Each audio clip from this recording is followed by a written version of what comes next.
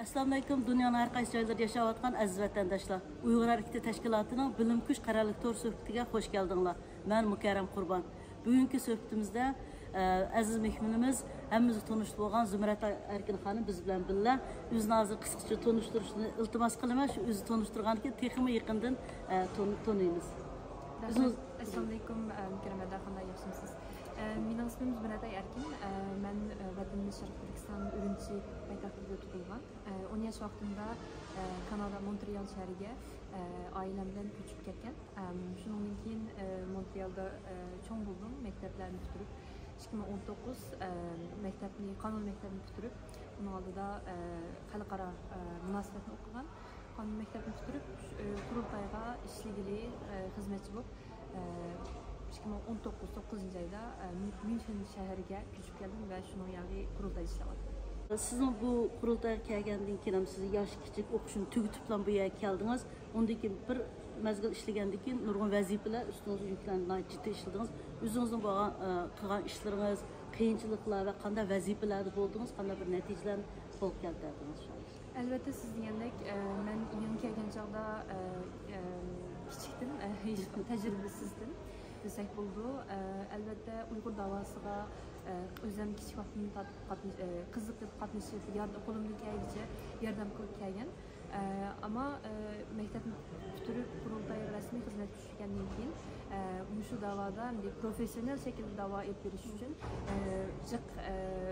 ustimga jiq nimalar majburiyatlar va bisimlar keldi. Men yangi kelgan chog'da project assistant yordamchisi bo'lib kelgan. Undan keyin bir qancha oydan keyin shu proyektning direktorisi bo'ldim. Qurultayning shu bo'lib BDT deb beradigan lobby faoliyatlarini etib boradigan bo'ldim. Undan so'ng yana qurultay kasbiylashib mangan sari Londonda, Brükselda, Berlin o'xshamagan shaharlarda muqim bir ishxonasi ochilgandan keyin shu faoliyatlarning hammasini koordinatsiya qilish uchun shu mas'uliyatlarni ustimga tushdi. Shundan yarı ham mushsan ketyapman. 2021 qurultayda men qurultayning ayollar komitetining mudiri bo'lib saylandim. Undan so'ng yana qurultayning bayonotchisi, ingliz bayonotchisi bo'ldim. Shunga 5 yil ham shu ishlarni elib ketyapman. Bu işlerin qilish jarayoni masalalar borsiz, qiyinchiliklar boshqal bo'ldi. Ko'nglingiz yerim bo'lib, nima ish qilgandim degan vaqtingiz bo'ldimi va yoki nima uchun buni qilyapman degan birga o'yladim bo'ldingizmi? Albatta, u nurg'un qitim bo'ldi, ma'zurchi bo'lyapti. Chunki bu davoni qilmoq oson emasligini davo kirgandan keyin haqiqatan tushundik. Bo'libmi davoning shu oldi septim yeyotganlar shu besimlarga uchraydi ekan. Bu besimlar va tahdidlar Xitoy hukumatidan bo'lsin, o'zimizning Uyg'urlarimizdan bo'lsin, har xil shaklda besimlarga uchrayotgansiz va tahdidlarga uchrayotgansiz. Shunga nurg'un vaqtda bo'libmi shu bizning oilamizdagi odamlar, vatandagilarning bo'lsin, boshqalar. Ular shu besimlarga uchragandan keyin siz o'ylayotgansiz nima ish qilaman va haqoratlarga uchragan chog'da Uyg'urlar sizning o'zimizning millatimiz, o'zimizning xalqimiz shu davoni qilayotganimizni ko'rib turib, yana sizga haqorat qilib, yana tilab qilsa, albatta normal insonning ko'ngli yerim bo'ldi va o'ylab qolman nima ishga bu ishni qilaman. Lekin albatta men bu ishni bir maqsadlik bilan ma'nos erishmada kirgan inson emas. Da'vo uchun har xil besimlarga tekstillarga uchraymiz, uni bilib turib kirgan. Shuningga yana nishonimiz aniq bo'lg'achqa, shu yetimizda bizning butun zehnimiz shu yerda bo'ldi-ki, shunga mush ishlarni endi chidab bo'lsin qilamiz. Rahmat, Allah razı olsun. Sizin qilayotgan ishlarni kichik turib ishga kelib qilayotgan ishlaringizni hammamiz ko'ryapmiz. Sizga o'xshash talantli yoshlarimiz, xonim qizlarimiz bu da'vo kirgandan keyin texmo bir qadam ilgirildi. Ham nurg'un yoshlarga ulgu bo'ldingiz. Endi sizning mushafaqat xizmatlaringiz natijasida siz o'tganda Roosevelt 4 erkinlik mukofotiga erishdingiz. Bu hammamizga sharaf bo'ldi. Bu to'g'ri azobli so'zlab bergan bo'lsangiz.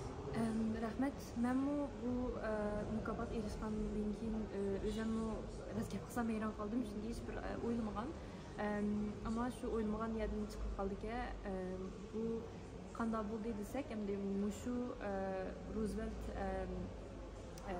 mükafatını berilgan teşkilat Roosevelt Foundation deb fondike. Her 2 yılda muşta mükafatını 5 adamga berdik. 4 erkinlikning namida her birisiga birdan berdik. Onun sırf bir teşkilatga berdik. Bu yıl endi mushu 4 insanlar işidi men bakarman. Bu men keyin surishtirib qilsam, ularning yaşlar komitesinden bular tavsiye yaptık. Bu yaşlar Uygurlar qiziqqan uchun ve mening qilgan ishlarimni to'g'rilarda ko'rib, bergan ziyoratlarni, intervyularni ko'rgan uchun bo'lmuş Uyg'ur ayollar to'g'risida men qilgan suhbat programmalarini ko'rib, bular ajoyib ta'sirlanib, shunga mening ismimni aratibdi. Shuning mumkin bularni bu fondimni bu tekshirib men qilib, menga uni bildirdi birinchi oyda. So'ng 4-chi oyda murasimga Gollandiyadagi Middelburg degan shaharga berib, shu xon jamoatlar bilan birga ham Gollandiyaning bosh ministri bilan shu yerda murasimda menga bu mukofotni berdi. Endi bu ma'lum bergan mukofot emas deb o'ylayman. Butun biz Uyg'ur xalqiga bergan mukofot deb o'ylasak bo'ladi. Chunki bu yerda bu yil asosiy tema Ukraynaliklar bilan boshqa millatlar va Falastinliklar masalan, lekin mushlarning orasidami, dunyo vaziyatidami yana Uyg'urlarning ovozi yana bir qatim anglangan bo'ldi. Mushundaq bir muhim bir yığında, bir murasimda yana Uyg'urning oldiga chiqib, Uyg'urlarning nomida mukofot ilishini cho'ng ishlab bildim. Shunga bundan men bak Rahmet, siz bu mükafatlarınızı şeref keltirdiniz. Hatkan jafalarınız Allah razı olsun. Dünya bir kurultayının 8 növetlik kurultay içildi. Bunun da içilişten burun tehditler kelgen oldu. Vekiller mesela, ben vekil, bizim e-mailler geldi. Bunu kandak bu sizge mi bakmışlar tehditler geldi? Bunu kanda hal kıldınlar, şu kurultayda tehditler, vakalikler oldu mu ve siz muşundaq tehditler uçurğan çağda kandak üstünden geldiniz? Bu tehditler burundan tatib var. Bu tuncu qatim biz tehditler uçuruşumuz emas. Elbette her bir kurultay içilişten burun muştaq işler yüz bergen. Ama bu qatim bu tehditlerin sani köp oldu ve ağırlığımı aştı.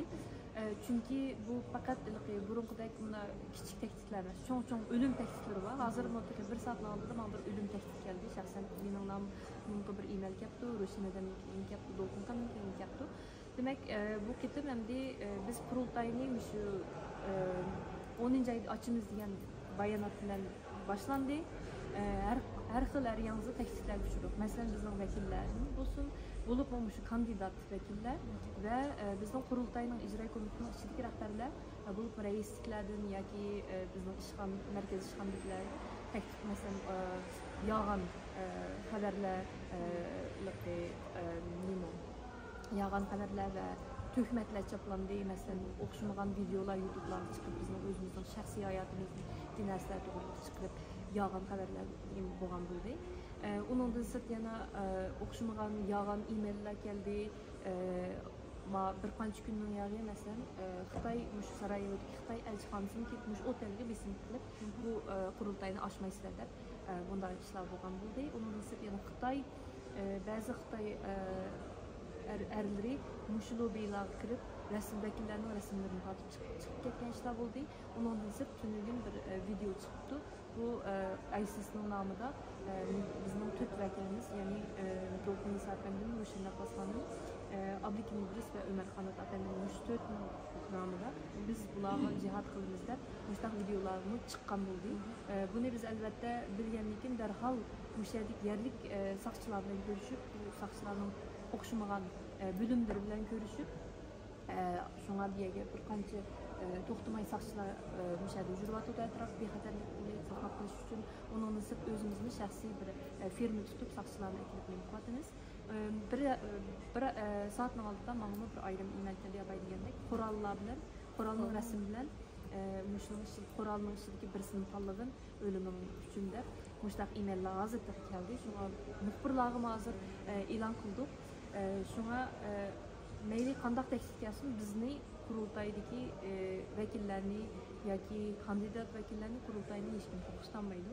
Chunki bu bizning o'zimizning haqqimiz. Biz demokratik bir davlatda yig'nayapmiz. Bu bizning o'zimizning haqqimiz va buningga Xitoy qancha kuchaygan sari ular shuncha nachar bo'ldi. Bu demak yana Xitoyning bunchalik kuchayib ketishi qurultayga qanchalik ahamiyat berganligi isbotlaydi.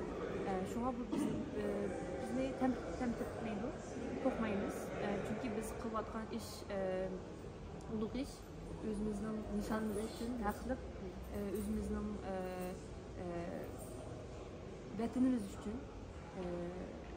qildigan tutgan yo'l. Shunga buni chekamiz. Rahmat. Siz endi xalqarada da'vo anlatıp kelyapsiz. Xalqaro sahnada da'vo anlatıp bir jangovar bir Uyg'ur xonim siz ham sizdan faqirladingiz. Endi siz o'zingizni mushu da'vo anlatish jarayonida xalqaro sahnada hozir endi bizning diasporada xonim qizlarimizmi chiqyapti. Xonim qizlarimiz endi xalqaro sahnada chiqyapti, o'zi turayotgan yani aktivizmni boshlayapti. Ularga nisbatan qanday bir tavsiyalaringiz, qanday bir taklif fikrlaringiz bor? Albatta Uyg'ur ayol bo'lish, Uyg'ur qiz bo'lish oson emas. Bulutli da'voda, bulutli siyosatda hech qanday vaqtda mayli Uyg'ur siyosati bo'lsin, boshqa siyosatlar bo'lsin, ayol kishi bo'lmak ajoyib past ish. Sizning birinchi bo'lib qobiliyatingiz qaramaydi, birinchi turqingiz qaraydi, tishi turqingiz qaraydi, qiyofatingiz qaraydi. Shunga qat'iy oson emas. Endi hozirgi diaspora Uyg'ur xonim qizlar bo'lsin, ularga berilgan tavsiyalarim endi bu o'zimizning da'vorimiz.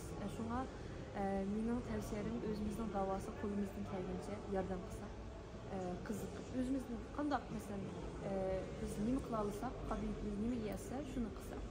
Cho'qim bu da'voni oldi safda menish majburiyat emas, albatta.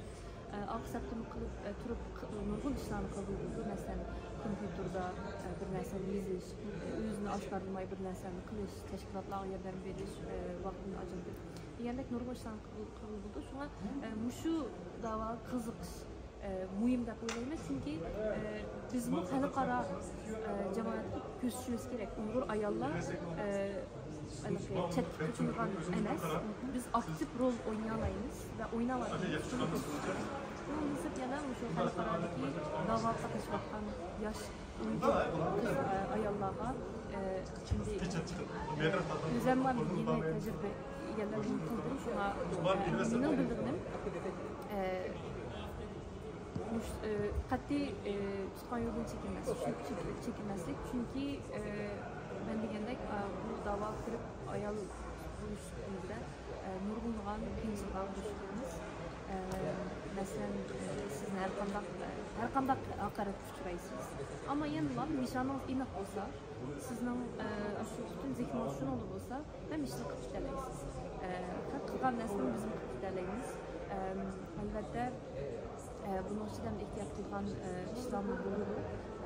Lekin menimcha qobiliyatimiz bo'lsa, ham narsa qilib bo'ladi deb o'ylayman va shu xalqaro boshqa tashkilotlardan chiq narsani o'rgangan hamkorlashib boshqa yosh aktivistlar bilan, ayol aktivistlar bilan chiq narsani o'rgangan bo'ladi. Shundan tekstillarga va yoki haqoratlarga uchrab qolsa hargiz buni tamtarib kessak bo'lmaydi, chunki u chog'da qog'inlar shu qarshi taraf yengan. Hozir ham Germaniyada, Amerikada bir qism yoshlarimiz xalqaro sahnada yuzlanyapti. Mesela parlament ishlagan va yoki o'zini ochiq qilgan aktivistlar bilan xalqaro sahnalarda o'z ko'rinyapti. Mushu yoshlarga siz o'zingiz xalqaro sahnalarda Uyg'ur o'zbekistonda da'vo olib ularga xalqaro sahnada qanday da'vo olish kerak? Nimalarga diqqat qilish kerak? Qanday bo'lish kerak? Nimalarni so'zlash kerak degan umumlik bir deydigan bir fikrlaringiz bormi? Menimcha shu yaqinqi yillarda bizning nurg'un yosh aktivistlarimiz muhim organlar ishlash, parlamentlar ishlash. Kanadada bizning masalan Kanadada bir qancha Uyg'ur yosh qizlarimiz Kanada parlament ishlayapti.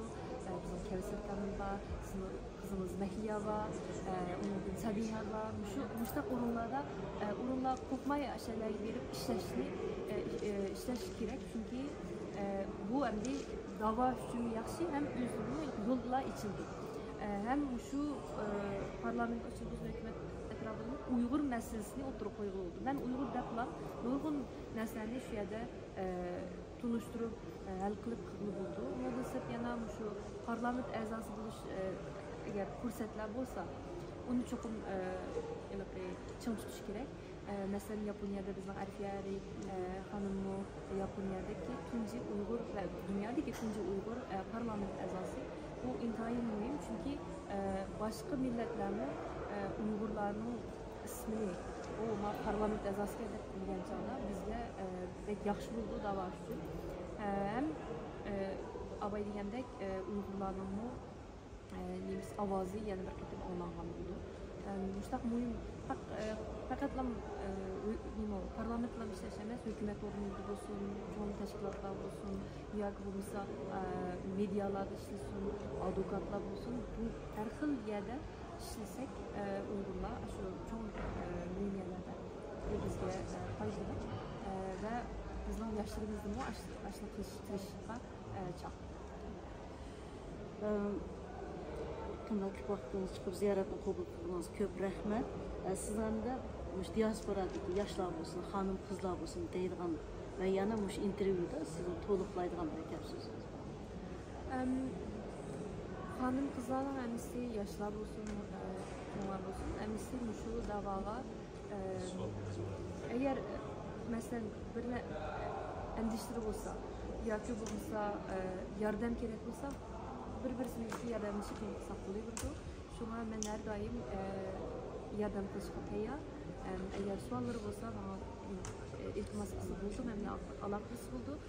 Ammo shu da'vodan chekinmaslikni iltimos qilaman. Chunki bu da'vo bizga qoldi. Bo'lib yoshlar qoldi. Biz buni ilib qolmasak hech kim biz uchun ilib bermaydi. Bizning pesh qadamlarimiz hozirgacha o'sha keldi. Buning uchun bu mas'uliyat bizning ustimizda. Rahmat.